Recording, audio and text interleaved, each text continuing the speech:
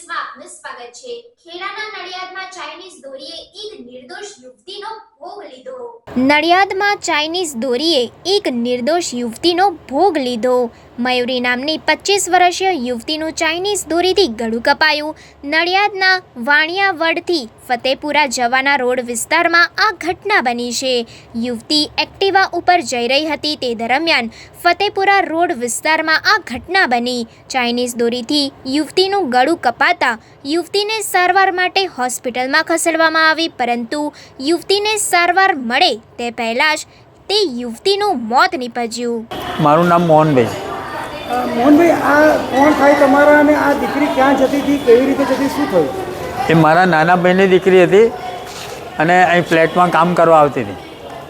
એ કામ કરીને ઘરે આવતી હતી અને પતંગનો દોરો ગળામાં ભરાયો। એમાં ચીસાચીસ કરીને ઘરે સુધી તો આવી ગઈ, પણ ત્યાં પડીને ત્યાં લોહી બહુ નીકળ્યું, એટલે લોકો બધા જોઈને ગભરાઈ ગયા। તૈયારીમાં કોઈ દવાખાને ના લાવી શકી।